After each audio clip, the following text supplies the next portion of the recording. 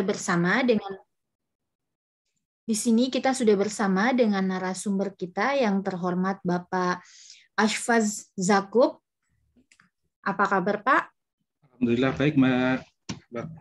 Alhamdulillah. Assalamualaikum warahmatullahi wabarakatuh. Selamat siang buat semuanya. Waalaikumsalam warahmatullahi wabarakatuh. Baik Pak, untuk mengefisienkan waktu mungkin dengan hormat langsung saja kami persilakan kepada Bapak untuk membawakan materi hari ini. Silakan Pak. Ya, terima kasih Mbak. Sudah bisa share screen ya? Oke. Oh iya Pak. Sudah Pak. Sudah ya. Oke. Baik, terima kasih. Sudah terlihat ya materinya.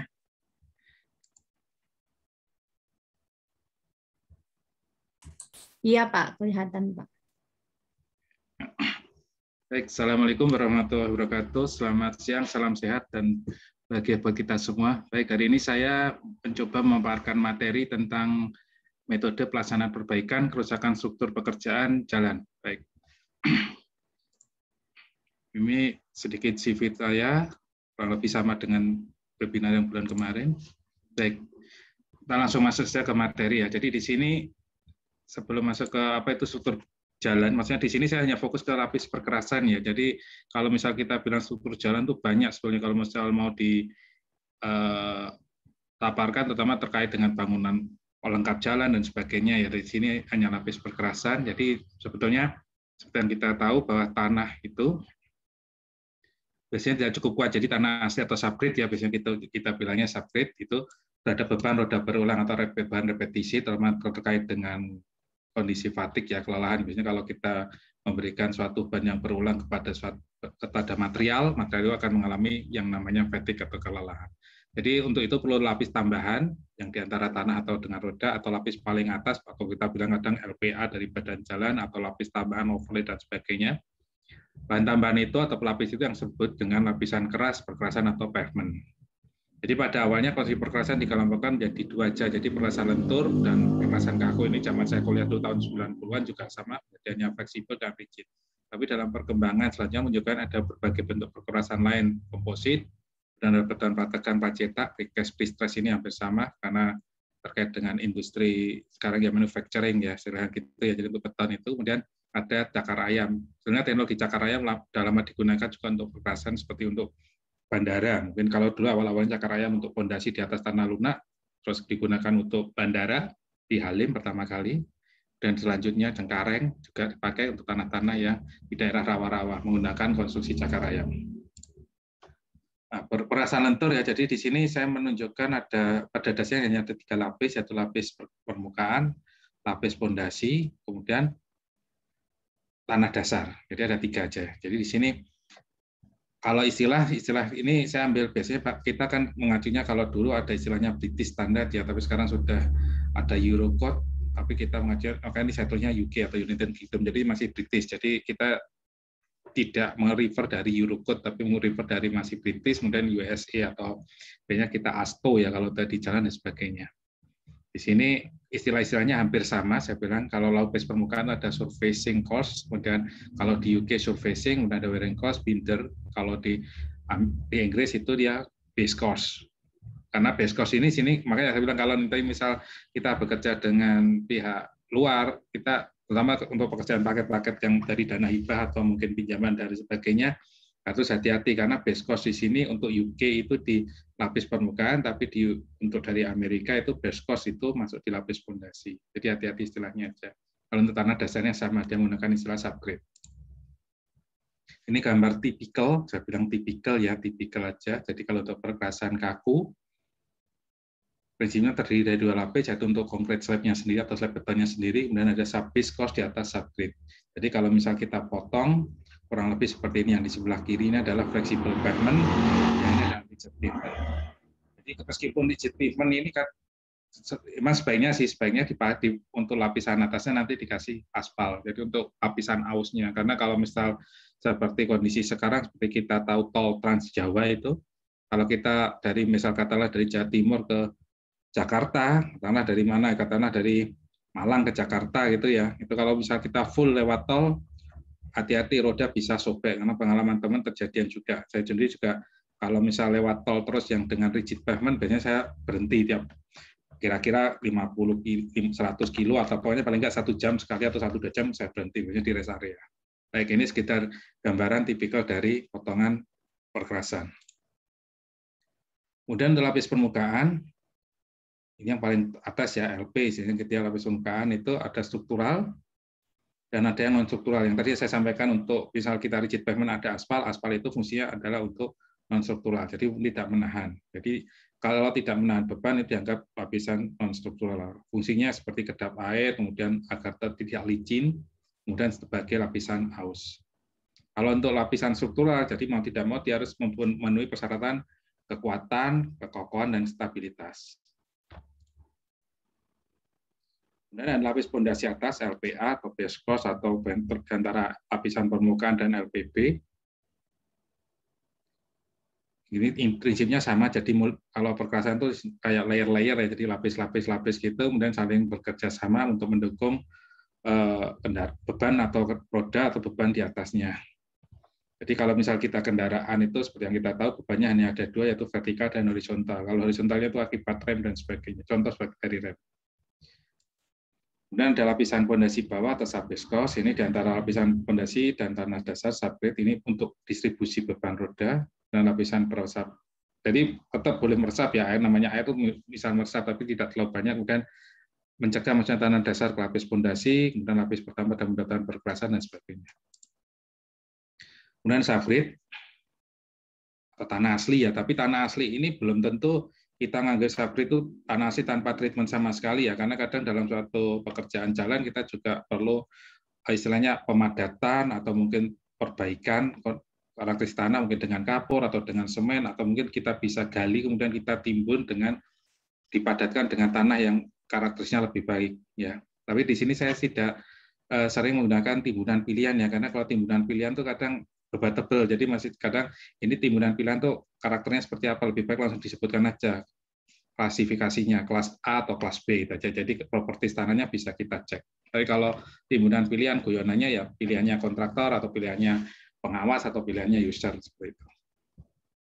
Ini gambaran tipikal ya, gambar dari perkembangan. Nah, kemudian untuk kelas jalan seperti yang sering kita kenal istilahnya ada mantap, tidak mantap, dan kritis. Jadi ini beberapa kondisi pelayanan perkerasan yang mungkin terjadi. Jadi di sini kalau mantap itu sampai batas atau makin akhir umur rencana pasti turun. Saya bilang pasti turun dengan nilai kemantapan wajar. Jadi kita sebut kondisi ini baik dan sedang. Kalau masalah survei kondisi perkerasan jalan dan sebagainya mungkin nanti bisa dipelajari sendiri, mungkin dibaca sendiri satunya dengan metode Bina Marga atau metode IRI, International Roughness Index dan sebagainya. Ini beberapa kondisi pelayanan yang ada di jalan. Nah, kemudian untuk mempertahankan tadi berarti ada istilahnya pekerjaan pemeliharaan. Ini nanti larinya ke topik yang hari ini. Dan tujuannya dari pekerjaan pemeliharaan itu apa sih? Untuk mempertahankan kinerja. Jadi sesuai dengan standar. Jadi standar performance kita punya. Jadi ini benar berdasarkan dari hasil istilahnya survei dan sebagainya, kita bisa membuat klasifikasi, nanti ada di grafik selanjutnya. Kemudian tujuan dari pekerjaan pemeliharaan itu adalah mempertahankan kondisi jalan agar tetap berfungsi seperti semula, jadi tergantung kelas dan sebagainya, kemudian memperkecil biaya operasional kendaraan atau BOK, kemudian mengurangi atau memperlambat laju kerusakan. Dan untuk pekerjaan pemeliharaan sendiri ada 3, saya bagi 3 aja, rutin, kemudian ada yang periodik berkala, kemudian ada yang darurat. Kalau rutin itu ya secara terus-menerus sepanjang tahun, jadi tiap tahun pasti ada kerjaan perbaik pemeliharaan, seperti untuk kerusakan kecil minor, penambalan lubang, pembebasan perbaikan kerusakan tepi perkerasan atau perawatan trotoar, tapi ini saya tidak detailkan. Kemudian periodik ada interval berapa tahun karena kondisi jalan sudah mulai turun, mungkin bisa. Kalau pemeliharaan rutin ini bisa 1 tahun bisa dijalankan 2-3 kali, tapi kalau periodik berarti kita tentukan saja tergantung tren. Jadi bisa 2 tahun sekali atau 1 tahun sekali. Kemudian kalau yang penanganan darurat ini tergantung dari kondisi bencana dan tanda kutip ya, ini mendesak. Jadi darurat itu karena akibat dalam tanda kutip dari akibat dari luar beban bencana, bukan karena akibatnya. Tapi bisa jadi juga selain bencana bisa longsor atau mungkin banjir atau dan sebagainya, atau mungkin jembatan putus, itu juga biasanya juga termasuk karena jembatan bagian dari jalan ya.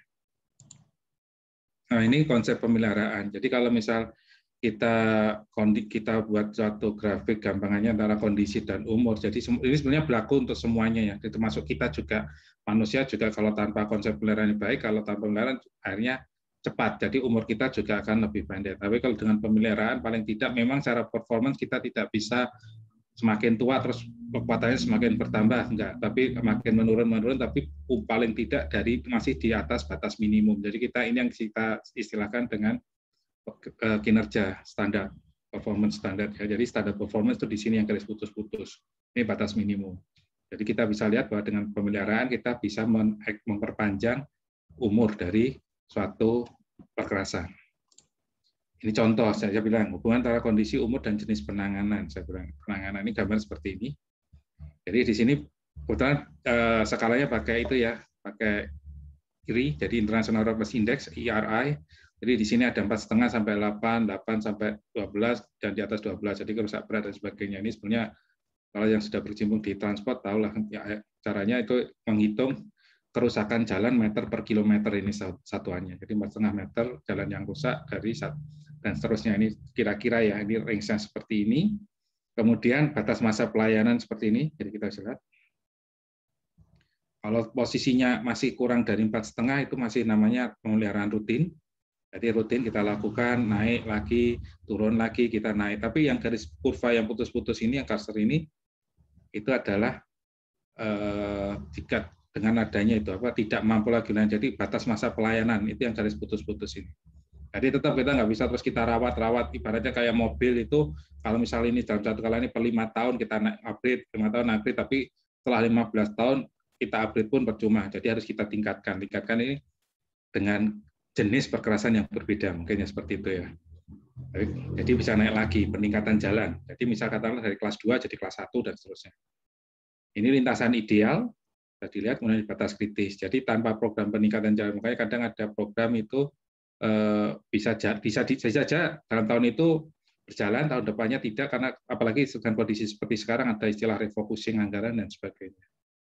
Kemudian di sini kita tadi saya bilang ketingkatan, kemudian ada kalau batas masa pelayanan setelah ditingkatkan, kemudian garis putus-putus lagi, misal tidak mampu lagi melayanan level of service ya loss itu yang ada. Jadi kalau misal tidak mampu lebih baik kita tingkatkan. Jadi bukan berarti kita turunkan, misal ini jalannya kelas 2 sudah tidak mampu, berarti udahlah turun jadi jalan kelas 3, jangan gitu, karena pengguna lalu lintasnya kan makin lama makin banyak, jadi otomatis makin naik gitu ya. Tapi ini hanya berlaku secara teoritis ya, tapi kadang kalau di daerah-daerah kadang kita apalagi jalan nasional meskipun dari LHR atau mungkin equivalent single well node-nya tidak masuk, tetap kita kerjakan sesuai standar jalan nasional ya.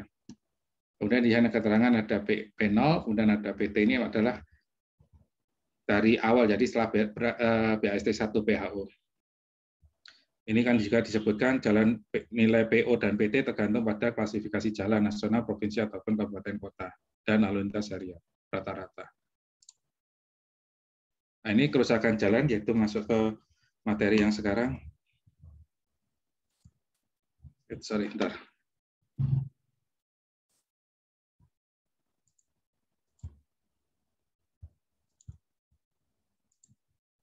Oke.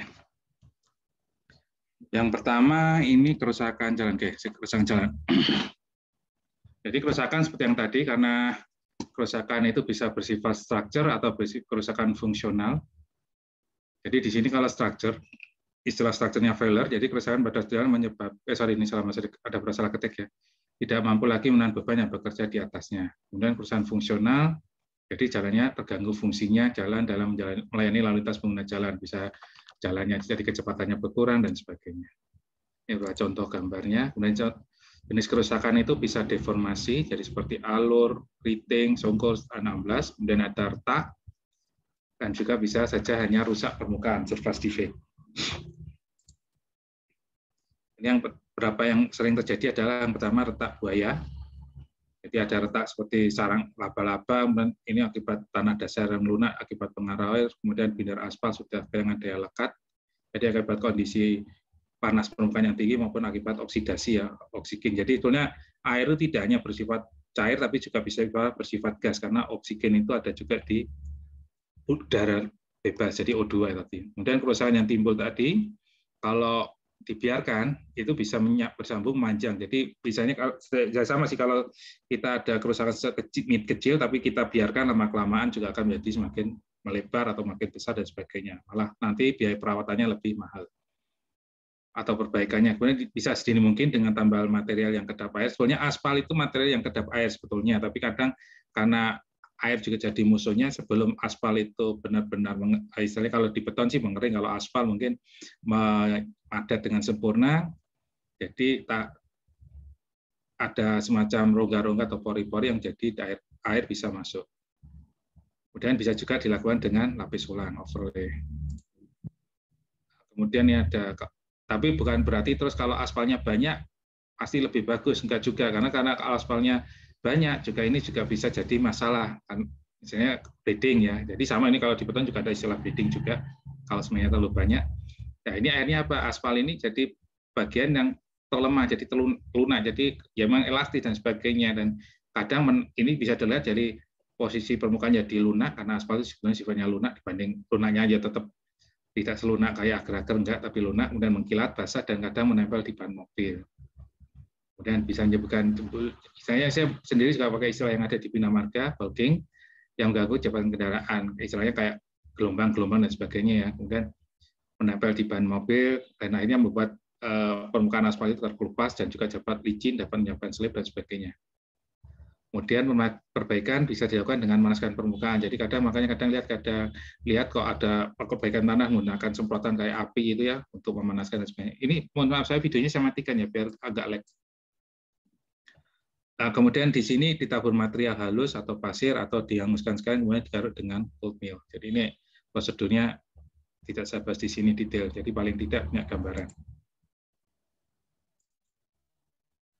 Ini nanti yang istilah jembul ini yang kayak ini permukaan-permukaan yang muncul dan sebagainya atau sloughing geser itu bisa kalau misal di geoteknik atau di layar longsoran atau semacam yang posisinya pokoknya miring gini ya, itu kita bisa geser, jadi kayak es kalau mencair kan bisa posisinya tidak rata miring-miring itu mengikuti panjang alurnya dan sebagainya. Jadi di sini kalau ini biasanya disebabkan oleh pemakaian aspal jenis titik lunak atau titik lembatnya rendah atau indeks PI-nya, penetration index-nya negatif. Jadi makanya penggunaan material yang tidak tepat pasti akan menyebabkan ketidaksempurnaan di lapangan. Jadi meskipun aspal sama-sama hitam, tapi kita kan tes dulu PI-nya seperti apa dan sebagainya. Kemudian panas permukaan tinggi otomatis karena ini indeksnya negatif, kalau panas permukaan tinggi dia akan meleleh. Kemudian beban berat padat dan kecepatan rendah. Jadi sering terjadi ini di daerah persimpangan. Atau memang bisa jadi memang karena ada kendaraan yang overload atau overtonase ya istilahnya seperti itu. Kemudian kerusakan ditimbulkan, dapatan tidak nyaman dan sebagainya. Jadi rata-rata kerusakan kalau jalannya permukaannya rusak seperti ini pasti pengaruh ke kecepatan dan kenyamanan pengguna jalan. Ini untuk perbaikannya hampir sama, jadi digaruk, dikupas atau dan sebagainya. Kemudian diganti dengan material yang lebih baik. Biasanya menggunakan hot mix atau bisa saja dengan menggunakan penulangan, jadi diperkuat. Atau kalau perlu diganti dengan rigid pavement. Jadi sebenarnya kalau mau hemat tuh rigid pavement itu udah minimum maintenance, tapi ya tadi resikonya pengguna jalan juga banyak cepat aus. Nah, kemudian ada yang ambles atau depression atau turun lah gitu. Ada permukaan jalan menuju tempat dengan retak buaya atau tidak. Jadi makanya kenapa ada alat ukur yang namanya Benkelman bin anti lendutan untuk mengukur penurunan dari suatu jalan dan sebagainya.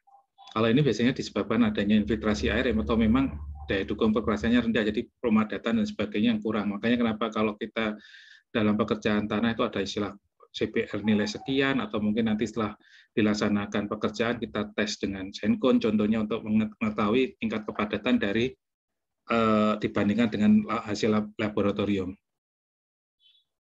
Ini sama, kalau ini kerusakannya lebih fatal karena misal kalau ambles, misal rodanya masuk ke sana, pengemudi kalau misalnya terutama untuk kondisi kalau pas banjir ya tertutup tergenang air dan sebagainya. Kalau kondisinya tidak ada genangan air dan tidak hujan, mungkin pengemudi masih bisa melihat dengan jelas. Kalau ini perbaikannya langsung dengan nambal atau bisa juga digali kemudian ditambal kayak cut and fill ya. Kalau perlu digantikan sampai dengan perkuatan juga bisa dilakukan. Ini contohnya gambarnya di luar, karena kalau di luar negeri itu ada 4 musim itu ya, berarti ada freeze and thaw, jadi akibat darinya musim salju itu. Jadi biasanya kita ada siklusnya tidak hanya panas dingin, tapi juga freeze and thaw, beku dan cair di musim dingin. Kalau kita hanya panas dingin ya. Dan ada retak sambungan ya, seperti ini. Kalau ini kalau di rigid pavement pun kadang jangan terkecoh. Di rigid pavement kadang kita melihat perperasanganku, kita melihat semacam ini ya. Kalau di rigid pavement itu kok perperasannya di garis pakai dipotong-potong, ini pakai kayak gergaji mesin itu ya, gergaji apa yang rotation gitu, didorong, potong. Itu sebenarnya kalau di beton itu untuk space untuk kembang susutnya beton ya. Jadi kayak expansion joint, tapi dia hanya memberikan ruang untuk kembang susut dari beton. Jadi kalau ini retak, biasanya terlihat seperti ini. Bisa kalau yang di aspal ini berarti mungkin retak dan sebagainya. Kemudian bisa saja karena pemadatan yang kurang baik. Nah, kayak saya bilang, tapi kalau jalan memang seperti yang kita tahu kan panjang ya, katakanlah jalan 6 kilo kan, kita kalau ngecek itu kan tidak semua station, jadi dari STA 0 sampai STA terakhir kita cek semua titik. Biasanya kita kan random acak dan sebagainya. Acak kita mau tesnya mana, yang di core di sebelah mana, yang di tes CPR-nya sebelah mana dan sebagainya. Makanya perlu pengawasan yang baik. Nah, ini saya juga singgung tadi pada kasus beton semen dilapis dengan beton aspal dan sebagainya. Kemudian jika dibiarkan dapat menyebabkan infiltrasi air semakin besar dan air mencapai subgrade maka jadi patah dan kerusakan lebih luas. Kalau patah ini biasanya terjadi pada perkerasan kaku. Nah, perbaikan dilakukan dengan menghentikan gerakan sambungan. Jadi daerah yang retak ini kita tambal dengan grouting atau sealant atau menggunakan material joint yang kuat. Tapi biasanya kalau untuk perkerasan paling gampang ya pakai ini grouting sealant thermal. Tapi kecuali kalau untuk jembatan biasanya kita menggunakan expansion joint. Jadi misal kayak daerah plat operate gitu, waktu mau jalan plat operate, kemudian plat tinja dan sebagainya, kita pasang expansion joint menggunakan bahan metal atau bahan yang lain. Dan ada tambalan, ya perbaikannya dengan patching ya, jadi terkelupas seperti ini ya, yang warnanya hitam ini kan kelihatan beda. Jadi tambalan yang misalnya kita rata tempat, mengganggu gerakan lalu lintas, tidak nyaman dan sebagainya. Kalau mungkin kita bilang tidak nyaman kalau malam, kalau siang kita bisa melihat gini kan agaknya, biasanya kalau kita menghindar bahaya, tapi betul kalau ini kita tambal ya sudah. Kemudian kerusakan permukaan dapat menyebabkan retak permukaan atau kekasaran roughness-nya. Otomatis kalau semua kerusakan permukaan, speed kendaraan pasti akan berkurang. Kemudian jika ada retak dan sebagainya akan bocor air, jadi air bisa masuk, bisa juga air juga bisa keluar setelah terjadi genangan dan sebagainya. Kemudian kita menggunakan perbaikannya dengan material tambal yang sesuai, yang tahan susut, non shrinkage, kemudian dengan pemadatan ulang kalau misalnya itu jadi tidak langsung ditambal, kemudian digunakan waterproof untuk lapisan kedap air dan tahan terhadap perubahan temperatur. Ini terkait dengan tadi non shrinkage material anti susutnya. Baik, kemudian ini sebenarnya betul ini ya, jadi ini bukan batu ampiang atau batu pasang ini kalau kecil-kecil ini karena permukaannya terkelupas karena kendaraan dan sebagainya terlihat agregat-agregatnya. Dan ini licin ya, jadi posisinya bukan kasar kayak itu enggak, tapi ini licin sebenarnya kurang aus dan sebagainya. Pertama pada saat hujan, jadi kalau lintas makanya kenapa pada saat hujan kita, tapi kalau di jalan tol kan kita jarang menemukan kerusakan seperti ini. Kemudian perbaikannya bisa dilakukan dengan memberikan lapisan tipis ya, jadi untuk wearing cost lapisan aus dan sebagainya bisa menggunakan akan tahan terhadap brusan. Jadi pakai split mastic aspal dan open grade mix dan sebagainya.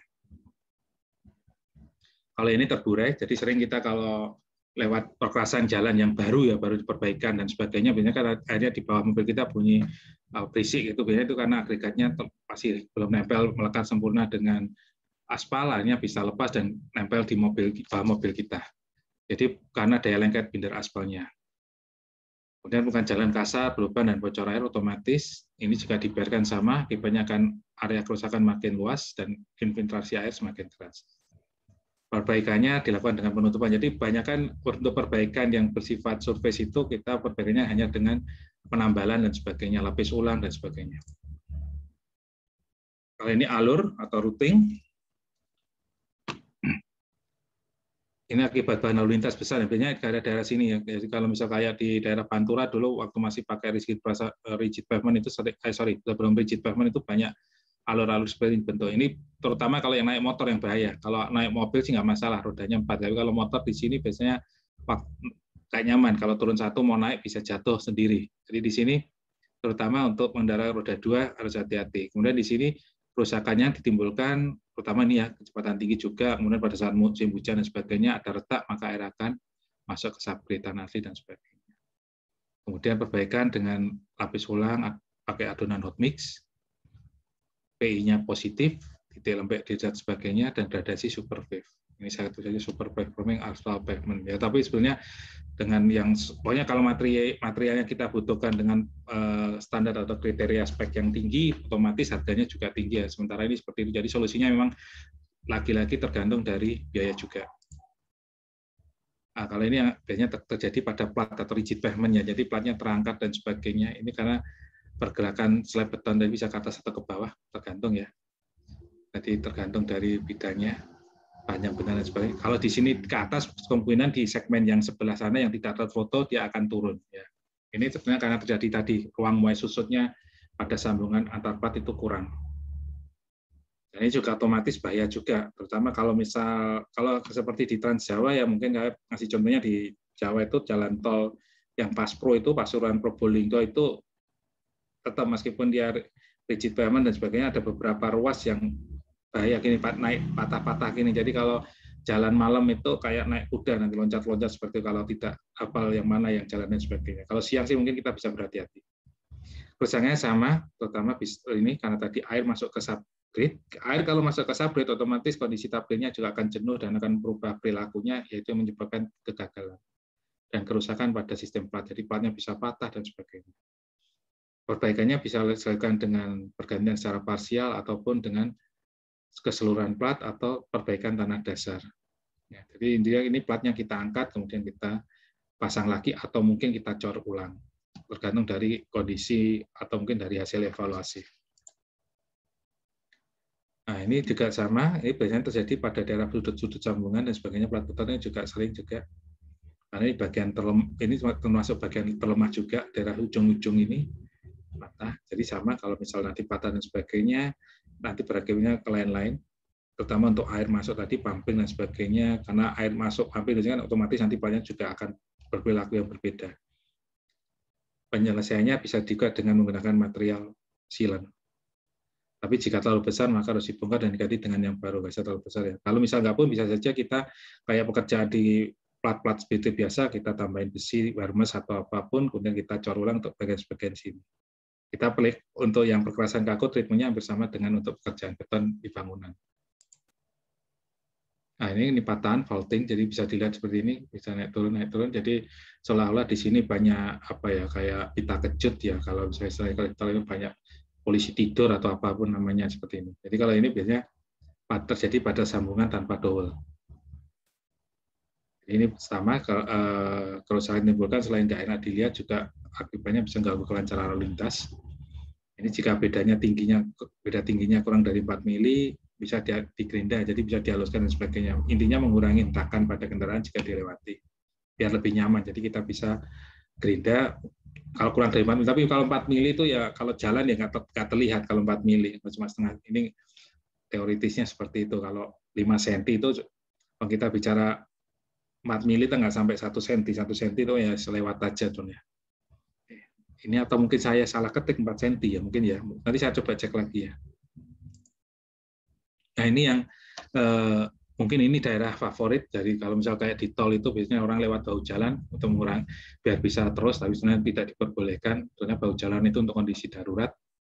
Nah di sini juga kadang karena mungkin dianggap tidak penting, kadang bahu jalan pemadatannya tidak terlalu diperhatikan, akhirnya ambrol duluan. Jadi sebenarnya perkerasannya sama dengan yang di badan jalan, cuma karena kondisi di bahu jalan tidak lebih baik, maka dia gagal duluan, patah, ambles, dan sebagainya.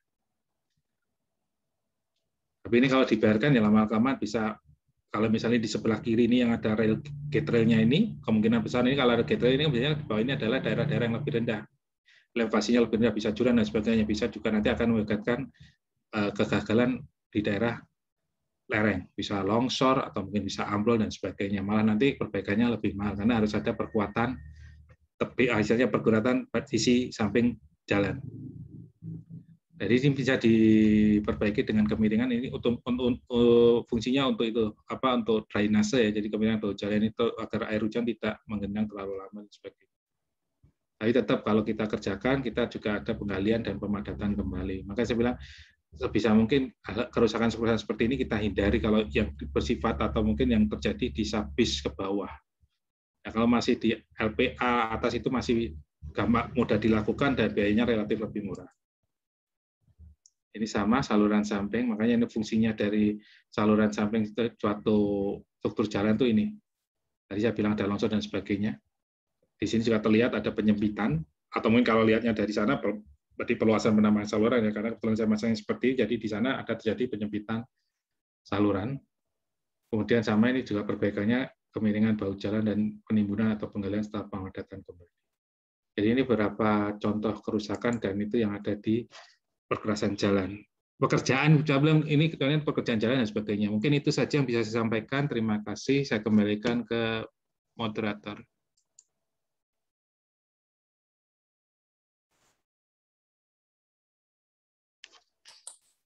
Ya, baik. Terima kasih Pak atas pemaparan materinya mengenai dengan perbaikan jalan atau kerusakan jalan. Jadi seperti biasa untuk Bapak dan Ibu yang ingin bertanya kepada Bapak Hafaz Zakub, silakan untuk raise hand dan bisa juga mengirimkan pertanyaannya melalui kolom chat. Bapak Ibu peserta, silakan jika ada yang ingin ditanyakan kepada Bapak narasumber kita, silakan untuk mengirimkan pertanyaannya melalui kolom chat atau bisa juga langsung raise hand biar bisa melakukan diskusi langsung bersama dengan narasumber kita. Karena tadi sudah ada beberapa poin-poin yang sudah disampaikan oleh narasumber kita mengenai dengan metode pelaksanaan perbaikan kerusakan struktur pekerjaan jalan. Untuk materinya nanti di-share ya Bapak Nanti dan saya Ibu. kirim ke seperti biasa, nanti saya kirim ke Mbak Aziza ya. Iya Pak, iya Pak. Jadi untuk Bapak dan Ibu peserta, untuk materinya nanti akan kami upload di website Konsultan Indonesia. Untuk websitenya sendiri sudah saya share di kolom chat.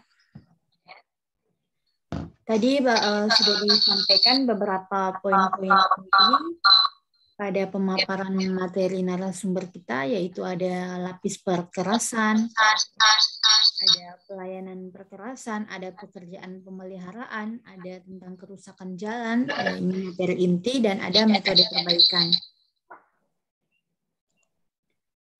Ada Bapak dan Ibu yang ingin bertanya, mungkin silakan mengenai dengan materi hari ini.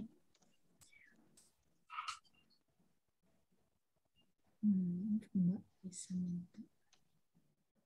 Oke ya.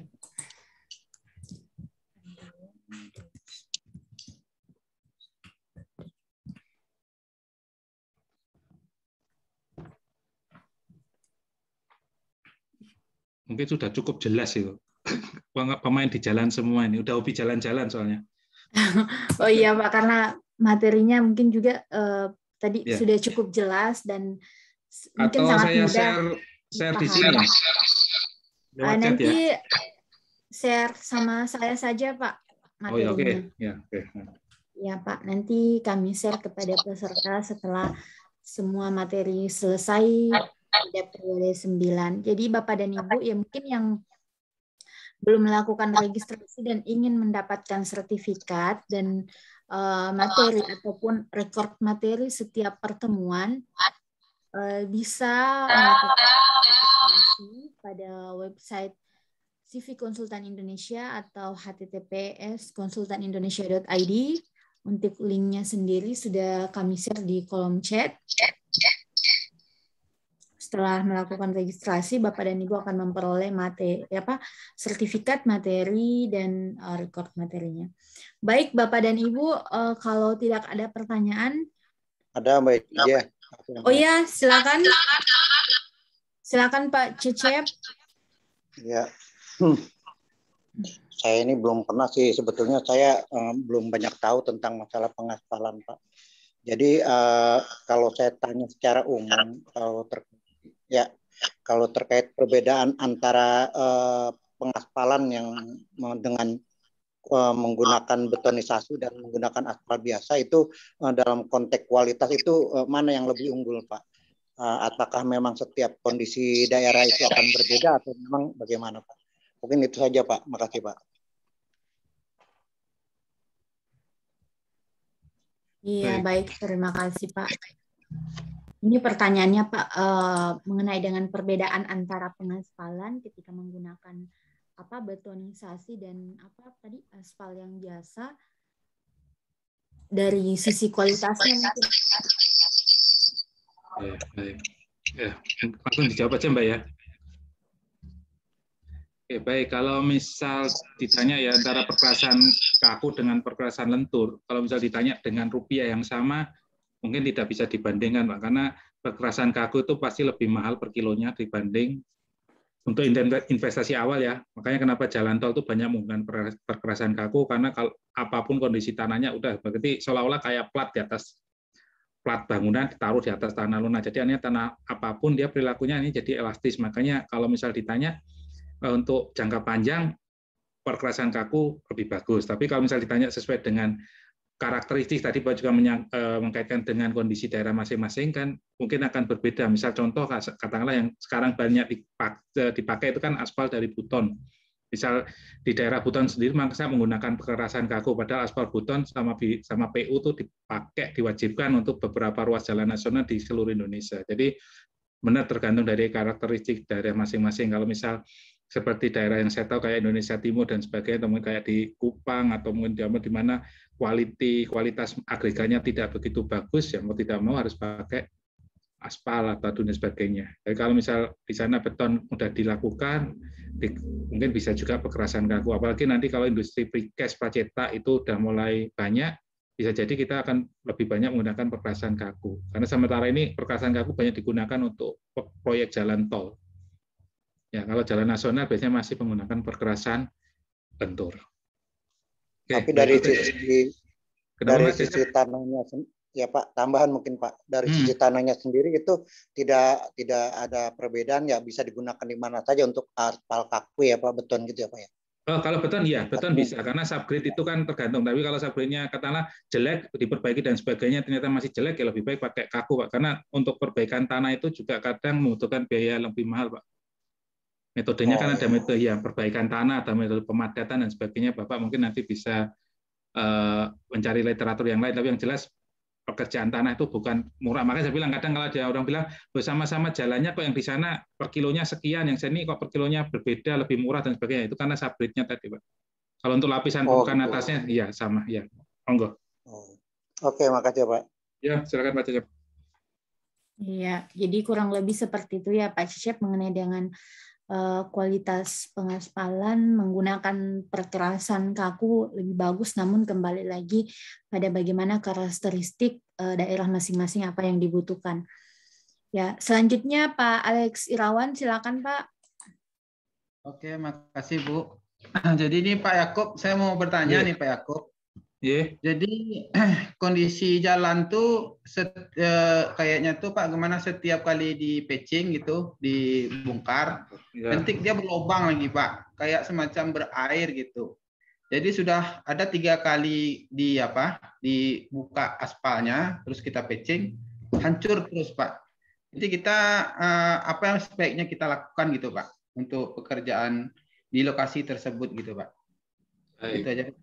Ya mungkin gini Pak, kalau kita tambal patching itu ya tambal kan biasanya kita potong dalam bentuk kotak-kotak gitu. Saya juga sering di Malang pun meskipun di kota besar tuh sering ditandain aja sama nggak tahu itu dari kontraktor mau pelaksana atau enggak, cuma ditandain silang terus pakai warna putih gitu ya, dilingkarin kayak atau apa dan sebagainya. Sebenarnya kita tidak hanya sekedar mempatching yang seluasan lubang itu, bisa jadi harusnya lebih luas. Jadi bisa jadi katakanlah ini cuma katakanlah ukurannya 50 kali 50, mungkin bisa dipotongnya lebih luas, katakanlah 60 atau 80 dan sebagainya. Tapi memang terkait dengan volume pekerjaan ya Pak ya, nanti tergantung anggaran dan sebagainya. Dan bisa saja juga menggunakan material yang, karena ini kan nempel aspal lama dengan aspal baru, sambungan antara aspal itu yang titik terlemah, jadi akhirnya terkelupas jadi masuk air dan sebagainya. Berarti kalau misal, kalau kayak di pekerjaan beton itu ada isinya pakai adibond, jadi ada bonding agent gitu ya. Mereknya apa sih terserah lah. Kalau di aspal mungkin kemarin saya sempat ada semacam webinar gitu ya dari Puskim yang jalan itu ya, Puslitbang jalan itu ada istilahnya TCM. Ya mungkin Bapak pernah dengar juga istilahnya tambal cepat mantap ya. Ya, materialnya itu beda ternyata, bukan hanya aspal khusus. Jadi materialnya masih dalam level belum diproduksi secara massal, mungkin itu kalau nanti dari Puslitbangnya sendiri sudah, tapi sudah dijual. Ya jual. Jadi belum dipakai secara umum, jadi dijualnya per sak atau apa dan sebagainya. Kalau kayak di semen itu per sak, jadi dia udah dijual tinggal pakai. Berarti ya, dingin ya Pak ya? Iya, dia pakai cooling. Dia kalau yang TCM itu dingin ya. Dingin Pak ya? Iya. Ya, tapi ya itu kadang saya juga lihat di proyek-proyek itu perbaikan jalan dilakukan pada musim hujan, makanya saya kadang bingung. Musim hujan malah memperbaiki pakai aspal ya, tergenang ya langsung ngelepas lagi kalau aspal biasa. Hanya memang harus aspalnya aspal khusus. Iya. Jadi Pak Alex ya, mungkin nanti bisa. Ya. Kenapa? Satu lagi Pak, boleh tanya Pak? Ya. Nambah lagi, pertanyaannya nambah lagi. Ya Pak, silakan Pak. Terus dia ada di ruas jalan 1, 2, 3. Halo, ya Pak? Ya silakan. Jadi ada di ruas jalan Kiliran Jauh, jatuhnya Pak, di Kiliran Jauh tuh ada tanjakan. Jadi setiap tahun tuh setiap di aspal Pak, aspal tuh melendut terus Pak. Jadi semacam kayak yang ada Bapak gambar tadi yang Bapak terangkan tadi, dia berjejak terus pas di roda tuh. Jadi sudah 3 kali pengaspalan, terus dia berlendut Pak. Sebaiknya gimana penanganannya Pak? Itu daerah yang di pas tanjakan ya? Mau naik ke tanjakan? Di tanjakan gitu. Pak. Ya, di tanjakan. Ya, pas naiknya kan karena kalau kita kendaraan kan kalau mau naik itu pasti dia butuh energi yang lebih besar kan, kayaknya pelan tapi dia mengumpulkan energi untuk naik ke tanjakan. Jadi kalau misal saran saya, misal bisa alignmentnya bisa diperbaiki, mungkin kemiringannya bisa dikurangi, mungkin bisa. Kalau misal tidak, berarti daerah di situ perlu perkuatan, mungkin bisa di bawahnya menggunakan kayak istilahnya konstruksi kayak plat injak gitu kalau di jembatan. Jadi kondisinya beda dengan jalan biasa. Berarti dipadu ya Pak? Dipadu antara beton sama aspal Pak ya? Iya, digabung. Jadi plat injak. Kalau misalnya memang tanah dasarnya itu, karena sebenarnya aspalnya melendut ataupun sebenarnya tergantung dari tanah dasarnya. Kalau tanah dasarnya bagus, tidak bakal melendut. Saya bilang itu. Makanya nanti dikombin. Makanya tadi saya bilang kita ada istilahnya perkelasannya komposit. Komposit itu gabungan antara dua. Bisa lentur dengan kaku dan sebagainya. Contoh itu kompositan, pokoknya 2 material yang berbeda. Aspal sendiri juga sebenarnya berbeda. Aspal dengan kerikil itu kan juga berbeda. Mungkin itu ya Pak ya, Alex ya kombinasi. Tapi nanti enggak keriting jadinya itu Pak? Bisa keriting enggak jadinya nanti? Kalau maksudnya naiknya itu tadi aspal, ya kalau mungkin seperti itu mungkin daerah situ nggak perlu diaspal Pak. Jadi cukup perkasan kakunya aja. Nanti aspalnya fungsinya hanya untuk lapisan aus saja. Tipis saja. Ya, lapisan aus. Jadi bukan untuk lapisan strukturnya. Oke, makasih Pak. Ya. Monggo. Iya, baik. Terima kasih Pak Alex. Silakan untuk Bapak dan Ibu mungkin yang masih ingin ditanyakan kepada narasumber kita, Bapak Hafaz Zakub, mengenai dengan materi hari ini yaitu pengaspalan. Bapak Bambang Jauh, silakan Pak Bambang. Ya, terima kasih. Pak Materi sama Ibu Moderator. Kedengaran ya? Ya, kedengaran Pak. Ya, terima kasih. Ini Pak Pemateri, Pak Hafaz. Di kami itu ada kasus kayak gini Pak. Jadi sering kalau di aspal itu dia tetap aja kayak nanti jatuhnya nggak lama itu udah berlubang. Padahal jarang dilewati gitu. Terus ada yang ngomong, saya juga bukan ahlinya sih, cuman ada yang ngomong kalau itu ada mata air di dalam atau misalnya ada aliran air atau ada apa gitu yang ingin maksa keluar gitu, apa benar kayak gitu atau terus bagaimana caranya mengatasi kayak gitu udah terlanjur misalnya di saat di jalan itu melewati kayak kandungan air yang berlebih di dalam tanah gitu. Jadi tanahnya ya jadi airnya itu bisa menyebabkan kalau memang sekali 2 kali dilewati atau misalnya sering lah gitu. Itu enggak lama, enggak kuat dia Pak. Jadi seperti itu. Apa benar seperti itu? Dia sering bakalan lubang karena ada kandungan air di dalamnya. Mungkin demikian, simpel aja, Mbak. Terima kasih, Pak. Baik, terima kasih. Baik, kalau ya tadi saya juga berulang jelaskan aspal itu musuhnya air dan sebagainya, tapi kan infiltrasi dan sebagainya. Jadi kalau misalnya seperti itu, mungkin di daerah tersebut harus dicek. Jadi memang kalau memang diperlukan dibuat cross drain, jadi saluran melintang untuk lewatnya air. Kalau memang cukup besar, berarti daerah situ untuk yang sering aspalnya rusak dan sebagainya mungkin dikupas, dilihat. Kalau memang diperlukan dipasang gorong-gorong atau box cover kalau memang ukurannya terlalu besar ya. Jadi seperti itu, jadi solusinya. Jadi daripada berkali di aspal, nggak ada yang lewat, tiba-tiba ambil sendiri, ternyata di bawah permukaan itu ada aliran air dan sebagainya, ya udah. Berarti memang solusinya dibuat, kalau kecil mungkin bisa pakai cross drain, tapi kalau besar berarti dibuat box cover. Jadi kayak jembatan dipotong, box cover kan bisa 3 meteran, jadi tergantung panjang ruas yang sering rusak itu Pak, tidak Pak? Ya karena kalau dibiarkan ya mau diperbaiki pakai metode apapun ya rusak. Jadi udahlah dibuat jembatan aja. Kadang jembatan itu tidak harus dibuat karena ada aliran air. Kadang juga genangan juga kalau memang terpaksa dibuat juga jembatan. Jadi kalau pos kondisi saya kebetulan ada juga pekerjaan itu di daerah Ambon itu banyak daerah juga yang merupakan daerah genangan. Jadi kalau kondisinya musim kering gini ya tidak terlihat. Berarti sebenarnya kita kalau misalnya nggak dibuat jembatan juga bisa lewat bawah. Tapi kalau pas ada genangan, musim hujan dan sebagainya, kendaraan terputus, jadi kita buat pakai box cover kalau dangkal, biasanya seperti itu. Itu Pak Bambang ya jawaban saya ya. Jadi memang kalau ada air ya musuhnya seperti itu solusinya, Bang. Nggak bisa dipaksa pakai perkerasan lentur. Oke, cukup ya, Pak Bambang. Terima kasih Bagaimana, Pak? Yeah. Oke, baik, terima kasih Pak ya, Bambang. Baik, terima kasih. Sekali lagi Bapak dan Ibu, jika masih ada yang ingin ditanyakan, silakan mengirimkan pertanyaannya melalui kolom chat. Nanti akan kami sampaikan kepada narasumber. Dan silakan untuk raise hand. Silakan Bapak JR di sini atas nama Pak JR. Ya, terima kasih. Pak Jakub, mungkin saya ada pertanyaan Pak perihal pemeliharaan aspal ini Pak. Dari keterangan Bapak tadi kan aspal itu lumayan ini Pak ya, perbaikannya lumayan banyak ya daripada beton gitu Pak. Umurnya seperti apa Pak perbandingan umur beton dengan aspal Pak untuk jalan nasional? Kalau sebetulnya kan gini, kalau jalan itu kan saya sendiri kalau harus melihat lagi peraturan dan sebagainya, kalau beton itu umur rencananya lebih panjang daripada aspal. Karena apa? Karena kalau kita bilang jembatan, katakanlah jembatan itu kalau pakai standar jalan itu kan tadi saya bilang bagian dari jalan. Kalau misal jembatannya kita anggap aja temporer aja, jembatan temporer itu 20 tahun, Pak. Jadi kalau jalan tol itu sebenarnya tanpa perawatan pun 20 tahun dia tidak ada masalah. Kalau kerjanya benar. Tapi kalau pekerjaannya perkerasan aspal, biasanya kan kita tergantung dari umur rencana waktu ngitung tebal perkerasan mau dihitung untuk berapa lama, 10 tahun, 15 tahun, tapi biasanya lebih pendek daripada beton. Iya. Intinya ini Pak ya, pertama itu lihat dari biaya Pak ya, biaya awal pekerjaan kita untuk perencanaan awal Pak ya. Ini menggunakan aspal atau beton. Terus masa umur, kalau memang dia umurnya lama kita gunakan beton gitu Pak ya. Kalau umurnya maksimal 10 tahun, bagaimana Pak?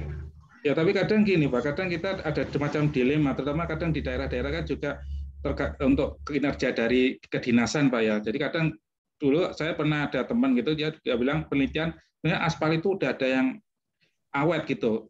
Ternyata aspal itu yang dicampur dengan karet itu Pak, aspal karet dan sebagainya kan lebih lembut dan sebagainya. Tapi tetap aja istilahnya untuk investasi awal karena produknya belum produk massal, jatuhnya mahal juga. Nah, terus kalau misal nanti aspalnya tidak perlu diperbaiki dan sebagainya, nanti Bina Marga nggak ada kerjaan di daerah-daerah untuk pekerjaan pengaspalan ulang, offlay dan sebagainya. Saling terkait memang kita. Kalau misal terlalu kuat nanti istilahnya untuk menggerakkan ekonomi di daerah, terutama untuk konsultan-konsultan yang mengaspalan kan ya repot juga. Nanti ada yang kayak saya nggak bisa langsung. Kalau awet itu nanti yang konsultan aspal bingung aspalnya mau dipakai di mana. Ya saling terkait kan kita juga paham lah itu. Iya Pak. Ya, makasih Pak. Bisa satu lagi Pak ya perihal ini Pak. mungkin tadi istilahnya itu campuran gitu Pak. Ini kan kita kalau menggunakan beton kan biaya besar Pak ya. Kalau dikolaborasi dengan aspal gitu Pak, apa memang betonnya itu bisa dikurangi Pak ya, ketebalannya gitu Pak, dengan mutu tanah yang sama gitu. Ini maksudnya Bapak kolaborasinya tuh dengan antar ruas mungkin dari stasiun sekian, stasiun STA sekian, lentur, STA sekian beton, atau dalam satu stasiun yang STA yang sama, dalam beton dan aspal digabung? Satu stasiun STA yang sama ya? Kalau satu STA yang sama, akhirnya kalau dari pengalaman itu aspal itu kalau untuk di perkerasan kaku tuh dia hanya sebagai lapisan aus saja Pak. Jadi nggak tebel-tebel banget. Jadi kekuatannya tetap menumpuk di betonnya, plat betonnya. Beton nggak bisa dikurangi Pak ya, maaf Pak Jakub. Nggak, iya plat betonnya tidak. Nggak. Jadi fungsinya aspal hanya sebagai surface saja. Jadi untuk wearing sama untuk lapisan kedap airnya aja. Oke, makasih Pak Jakub. Iya, matur nuwun. Terima kasih Pak JR. Selanjutnya kita ke Pak Muhtar Mangansing ST. Silakan Pak. Ya, ini Pak mic-nya masih ter-unmute. Oh iya, sorry. Assalamualaikum Pak. Waalaikumsalam, monggo. Iya. Gini Pak, langsung ke to the point aja Pak. Menyangkut dengan pekerjaan plaston Pak, aspal concrete wearing course. Itu kan pekerjaan lapis aus. Kami pernah lakukan itu, sudah sesuai mekanisme pengujian laboratorium, begitu juga dalam posisi panas aspal IAMP, tetapi hasilnya di lapangan kok tidak sesuai dengan spesifikasi, terlalu terbuka. Apa itu Pak solusinya kira-kira? Atau ada permasalahan di mana kira-kira itu Pak? Makasih Pak. Baik, sebenarnya gini Pak, kalau masalah-masalah pekerjaan di lapangan itu memang kalau di-compare dengan hasil laboratorium itu banyak faktor ya saya bilang ya. Mungkin Bapak juga paham lah, kalau orang lapangan pasti paham. Waktu penuangannya itu suhunya tepat nggak? Saya juga nggak tahu juga. Nanti kalau misal istilahnya penghamparannya seperti apa, metodenya dan sebagainya, perawatannya seperti apa di lapangan. Jadi hasil di lab itu makanya kenapa kalau kita katakanlah kayak kalau nilai-nilai CBR atau dari sign contest dan sebagainya itu kan kita main prosentase kan Pak. Kita compare berapa persen sih toleransinya yang diperlukan untuk kita anggap mutunya sama dengan lab, itu aja Pak. Jadi sebenarnya kalau misal ditanya ya sama. Contoh kalau kayak perkerasan kaku itu kan beton juga sama, faktornya banyak. Dari ready mix-nya udah benar, tapi begitu dituang pemadatannya nggak karuan, perawatannya nggak karuan, hasilnya dites ya udah wassalam. Mungkin itu Pak ya. Mungkin Bapak kalau orang lapangan paham lah. Soalnya kalau misal ditanya faktornya apa, paling banyak faktor human saya bilang gitu. Ya. Faktor manusianya. Boleh lagi Pak satu Pak. Ada satu bisa lagi Pak.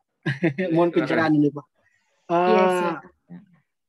Kalau menurut saya kemungkinan pengaruh nggak Pak dari segi material basah atau BBM digunakan solar atau minyak tanah. Apa itu bisa berpengaruh nggak Pak kepada hasil produk asap concrete wearing course di lapangan? Nah, sebetulnya kan gini, karena aspal itu kan produk turunan dari penyulingan dari minyak bumi kan, penyulingan dan sebagainya. Kadarnya kan tergantung dari kadar karbonnya. Ya sama sebetulnya kalau misal bahan pengencernya berbeda, hasilnya pasti beda. Nah, tadi saya bilang sama-sama bahan cair kan kita nggak tahu ini karbonnya berapa, aspal boleh sama hitam, tapi karbonnya bisa beda.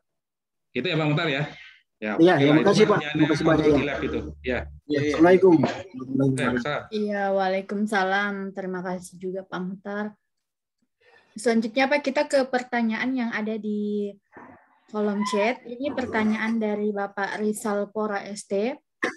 Izin bertanya, dalam pengaspalan jalan baru, untuk penjelasan oleh alat sampai pada kepadatan maksimal sesuai aturan itu berapa kali Pak? Baik. Jadi kalau masalah penggunaan alat berat ya di sini ya. Kalau penggunaan alat berat tergantung spek ya, tergantung spek dan sebagainya sesuai dengan kelas jalan yang mau digunakan. Saya sendiri nggak hafal kalau alat beratnya apa aja, saya nggak jelas. Tapi biasanya kalau kita di pekerjaan jalan kadang ada yang menanyakan, kalau misal alat yang digunakan di atas spek diperbolehkan nggak? Diperbolehkan. Yang nggak boleh itu kalau kurang. Karena apa? Kalau kurang dia mau tidak mau lintasannya juga akan nambah. Kalau lintasannya nambah, otomatis biaya bahan bakarnya juga nambah dan sebagainya. Jadi memang harus dihitung ulang. Jadi dengan kapasitas alat sekian untuk mencapai mutu sekian itu berapa kali lintasan diperlukan. Jadi saling berkait. Intinya seperti itu. Tingkat kepadatannya tergantung dari tadi, makanya saya bilang mau nanti kepadatannya pakai CBR berapa persen atau mungkin pakai ya dan sebagainya. Itu Mbak ya, jadi saya nggak bisa jawab detail, tapi paling tidak gambaran itu seperti itu. Jadi tergantung dari spek alat, kemudian tergantung dari kelas jalannya mau seperti apa. Biasanya kita pilihnya CBR. Oke, baik. Terima kasih Pak itu untuk Pak Rizal Pora. Semoga membantu Pak Rizal. Ya lanjut mungkin untuk Bapak dan Ibu yang masih masih ada yang ingin ditanyakan.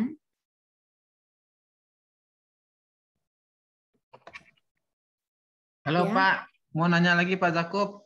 Ya, silakan Pak Alex. Pak Alex, silakan. Pak Jadi Alex. ada masalah nih Pak. Masalahnya nih gini. Jadi ruas jalan tuh anggarannya tuh terbatas. Jadi rencananya tuh sesudah BSA langsung di ACWC. Tapi kan kalau sebaiknya kan di ACBC dulu di atas agregat. Cuman karena anggaran terbatas, orang tuh berasumsi langsung saja sesudah BSA langsung di ACWC. Apakah itu tidak menjadi kerusakan nanti Pak? Karena kebutuhan di lapang itu tahun besok belum tentu diaspal. Jadi kalau di ACBC ditinggalkan, apakah nanti ada masalah juga gitu Pak? Saya kalau pekerjaan kondisi di lapangan gini terus disesuaikan anggaran, saya termasuk yang paling nggak setuju. Jadi sesuatu hal kan kita udah rencanakan sebelum kita laksanakan suatu pekerjaan, Pak. Kita sudah membuat RKS, spektek lah atau apapun namanya ya Pak ya. Terus di lapangan karena terkendala anggaran akhirnya dipotong seperti itu. Kalau saran saya lebih baik STA-nya yang dipotong Pak, jangan lebar perkerasannya, maksudnya susunan lapisan perkerasannya kita kurangin gitu. Tapi memang serba repot kan Pak. Jadi kalau misalnya itu pekerjaannya istilahnya kalau di tender ya berarti kan di kontrak bisa diadendum pekerjaannya. Jadi STA-nya yang dikurangi. Kalau misal terkait anggaran, tapi urutan lapis perkerasannya tetap dilaksanakan sesuai dengan RKS. Jadi kalau secara teknis itu, kadang kita ngomong kalau secara teknis itu, dalam tanda kutip ya harus dipatuhi Pak. Kalau misal, kecuali ada perubahan, ini pakai rigid gitu, ya nggak apa-apa. Tapi kalau tetap perkerasan lentur, ya urutan-urutan itu harus diikuti. Kalau saya sih, saran saya lebih baik dipotong. Kalau memang terkait anggaran, ya potong stasiunnya aja. STA sekian, STA-nya sekian, berkurang. Kalau lebarnya gimana Pak? Lebarnya dari 4 jadi 3 meter, jadi pengaruh juga enggak Pak ya? Otomatis. Biar panjang maksudnya. Nah, kelas jalan kan memang tergantung lebarnya Pak, bukan tergantung stasiunnya. Kalau lebarnya dikurangi, nanti kelas jalannya berkurang loh. Kalau stasiunnya kan nggak masalah, STA sekian kelas 3 atau kelas 2, nanti itu kelas, ya itu aja Pak. Kalau saya disuruh misal saya dari itu suruh motong, ya saya potong STA-nya Pak. Kalau lebarnya ngikut kelasnya, kan tadi saya sampaikan juga kelas jalan nasional, masa nanti saya 7 nanti setelah STA sekian berkurang jadi 6 karena anggarannya berkurang, ya bisa dimarahin. Mendingan di kontraknya dikurangin, STA-nya yang berkurang, kilometernya. Jadi panjang kilometernya. Berarti kita ini tahu saya yang dikurang panjang, ya panjangnya bukan lebarnya Pak, panjangnya yang dikurangi. Oh gitu, ya lah Pak. Terima kasih Pak. Yes. Ya, terima kasih Pak Alex. Yeah. Selanjutnya Pak Humaydi, silakan Pak Humaydi. Ya Bu moderator, terima kasih atas kesempatannya. Langsung saja mungkin ini soal pengaspalan di daerah timur, khususnya di Halmahera. Jadi pada prinsipnya kita tahu bahwa proses pekerjaan jalan aspal ini kan ada beberapa struktur, misalkan dari LPB, LPA dan sampai pada pengaspalan Pak. Jadi setelah diaspal menjelang 1 bulan sudah rusak Pak. Apa kira-kira yang menjadi permasalahan? Apakah pada LPA-nya atau LPB-nya yang tidak maksimal pemadatannya? Terima kasih Pak. Baik, kalau masalah aspal rusak kan aspal di bagian paling atas ya. Memang akhirnya kita mau tidak mau harus melihat bawahnya seperti apa, LPA-nya seperti apa, LPB-nya seperti apa, kemudian baru kita lihat di subgrid. Tapi prinsipnya kalau bagian bawah suatu strukturnya ternyata katakanlah setelah dievaluasi LPA-nya tidak memenuhi persyaratan, katakanlah CBR-nya tidak masuk dan sebagainya, berarti LPA-nya yang bermasalah. Kalau aspal kan sebetulnya materinya dia nggak bisa menahan kekuatan, dia kan sebenarnya untuk distribusi aja sebagai lapisan atau AOS tadi atau mungkin untuk perata beban dan sebagainya. Kan kita kalau ngitung beban itu kan setelah lapisan LPA-nya dan sebagainya. Untuk distribusi beban loh ya, saya bilang itu. Jadi bisa jadi kalau misal dicek, ya coba dicek per bagian dulu, LPA-nya yang bermasalah atau LPB-nya yang bermasalah. Itu aja. Tapi kalau memang subgrid yang bermasalah ya udah repot. Makanya kenapa sebelum penghamparan itu perlu dicek. Ya, masing-masing lapisan. Ya, Pak ya. Ya. Ya, terima kasih. Oke, monggo. Iya, terima kasih Pak Humaydi. Selanjutnya Pak, kita ke Ibu Atut. Mohon maaf Bapak Atuti Ayridadi. Ya. Pak narasumber izin bertanya, ini untuk mengenai pengaspalan planning untuk tangki. Jadi sebelum aspal biasanya LC atau lantai kerja. Ya Pak, kalau sand atau pasir dengan pemadatan terlebih dahulu, apakah recommended langsung di aspal, khususnya peruntukan untuk lantai tangki crude oil? Mohon masukannya Pak. Oke, kalau saran saya sih sebetulnya kalau untuk pasir itu sebenarnya bagus untuk distribusi beban di atasnya. Jadi biasanya kalau konsepnya sama kayak di bangunan gedung juga sama. Jadi setelah pasir biasanya kita pasang cor pakai beton nol ya. Mungkin istilahnya gitu ya. Kalau mungkin di sana K100 ke bawah itu ya pakai beton nol. Jadi kalau saran saya lebih baik dicor dulu pakai beton nol K100 biasanya seperti itu istilahnya, atau mutu yang rendah di bawah beton, bukan beton struktural, tapi harganya tulis sama aja. Jadi setelah itu baru diaspal. Ya, tapi kalau ini memang tankinya berat ya lebih baik dicor pakai beton struktural, jadi K175 ke atas ya, mungkin sekitar 20 MPa dan seterusnya. Mungkin itu Mbak ya jawaban saya. Jadi kalau saran saya jangan pasir langsung diaspal, tapi tetap dikasih lapisan beton, mau pakai beton nol atau mau pakai beton struktural, atau harganya sekarang tidak berbeda jauh kalau dari ready mix. Mungkin itu Mbak jawaban saya Mbak. Oke, baik. Terima kasih, Pak. Mungkin ini saya ngomentari sedikit dari Pak Andar ya. Beliaunya kan tulis kalau potong stasiun diadukan KPH dan BPK, Pak. Ya saya tahu, tapi kan tadi saya bilang di adendum. Intinya di situ. Kalau sama adendumnya bisa ada justifikasi teknis dan sebagainya, insya Allah nggak ada masalah. Gitu aja. Karena kita bekerja kan, kalau di sekarang kan misalnya kita kalau kontrak, itu kan unit price ya. Yang dibayarkan itu sesuai dengan yang dikerjakan oleh penyedia. Kalau lebih bayar, ternyata kalau misalnya ada kelebihan bayar pun, kalau penyedia bersedia mengembalikan, ya tidak ada jadi masalah. Ya, itu aja intinya di situ. Jadi intinya uang negara itu tidak kemana-mana, itu aja. Kalau cuma diadukan kan nggak masalah, penting nggak diproses, nggak dikurung aja. Namanya pengaduan biasa. Pokoknya jangan diadukan terus jadi adu domba gitu, yang nggak repot. Kalau cuma diadukan, udah selesai, diadukan selesai. Selama kita insya Allah bekerja sesuai dengan kontrak, ya udah nggak kayak masalah. Toh kontrak memang tidak haram untuk di adendum. Oke, silakan Bu Aziza. Iya Pak, terima kasih Pak atas tanggapannya. Iya Pak Andar. Jadi itu tadi sesi diskusinya ya Pak. Jadi mungkin masih ada Bapak dan Ibu peserta yang ingin ditanyakan kepada Bapak Afaz Zakub. Mbak, 10 menit lagi Mbak ya, kebetulan saya jam 2 tadi ada rapat, tapi saya izin terlambat. Oh iya Pak, maaf Pak ya Pak. Ya nggak apa-apa. Jadi mungkin cukup Pak, itu tadi sesi tanya jawab yang sudah berlangsung, di mana kita ketahui bahwa pengaspalan jalan ini merupakan bahan yang terdiri dari batuan, baik itu yang kasar ataupun yang halus, di mana bahan ikat aspal yang punya persyaratan tertentu. Dan kedua material sebelum dicampur secara homogen harus dipanaskan terlebih dahulu. Seperti itu. Mungkin singkat seperti itu, Pak. Baik, Pak, mungkin ada closing statement-nya, Pak.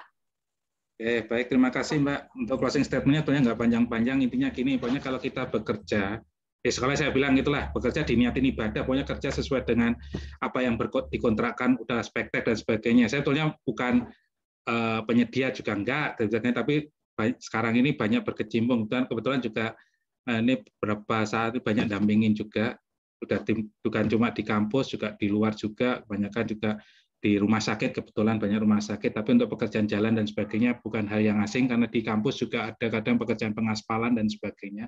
Intinya tadi, karena kenapa kontrak itu sekarang dasarnya unit price, itu alasannya tadi, kalau ada perubahan-perubahan dan sebagainya pun dibayarkan sesuai dengan mode pekerjaan, nggak langsam lagi, terukur, jadi semuanya bisa pertanggungjawabkan, tidak hanya sekedar bayar lah. Makanya kalau dulu kan lamsam seneng kan lamsam kan sebenarnya istilahnya istilahnya faktor risiko, kalau lamsam itu dibebankan ke penyedia. Tapi kalau ke unit price-nya sama. Kita misal sebagai user sama yang penyedia sama-sama punya tanggung jawab yang sama. Jadi kalau kita kerjakan tidak sesuai kontrak ya siap-siap aja di penalti. Tapi kalau misal sudah mengerjakan sesuai dengan kontrak tapi kok dibayar kurang, bisa mengajukan kompensasi ataupun mungkin mengajukan pengaduan juga bisa. Tapi kalau saya sih bisa mungkin diselesaikan dengan cara musyawarah gitu aja lah kalau ada perselisihan kontrak dan sebagainya. Kan gunanya ada pendamping kontrak, property advice, ada mediasi dan sebagainya itu. Jadi kadang ada beberapa teman tuh kalau jadi PKA pesannya gitu, jangan sampai ketemu saya di sidang. Ya, kalau udah dikasih masukan masih istilahnya nekat ya udah itu tanggung jawab masing-masing. Karena sebenarnya saya juga beberapa kali diminta misal untuk jadi PKA saya tidak bersedia, kebetulan saya tidak bersedia untuk jadi PKA. Ya, saya lebih baik jadi istilahnya di awal saya ngasih saran itu. Kalau misal dilaksanakan ya alhamdulillah, kalau tidak ya udah. Mungkin itu saja pesan dari saya, tetap semangat lah pokoknya, kita tetap optimis lah PBJ ataupun pekerjaan yang lain baik infrastruktur maupun struktur masih memungkinkan untuk sebagai jalan rezeki, jalan ibadah dan untuk kebaikan. Baik, saya Rizkian, terima kasih. Wassalamualaikum warahmatullahi wabarakatuh. Selamat siang. Ya, waalaikumsalam warahmatullahi wabarakatuh. Terima kasih Pak. Waalaikumsalam warahmatullahi wabarakatuh. Terima kasih Pak atas pemaparan materi hari ini. Jadi kurang lebih seperti itu. Kami ucapkan jawabannya. Terima kasih Pak telah bersedia mengikuti webinar hari ini. Terima kasih juga kepada seluruh peserta dan mohon maaf dari kami apabila ada kesalahan selama webinar berlangsung. Kami akhiri dengan ucapan wassalamualaikum warahmatullahi wabarakatuh. Waalaikumsalam warahmatullahi wabarakatuh. Waalaikumsalam.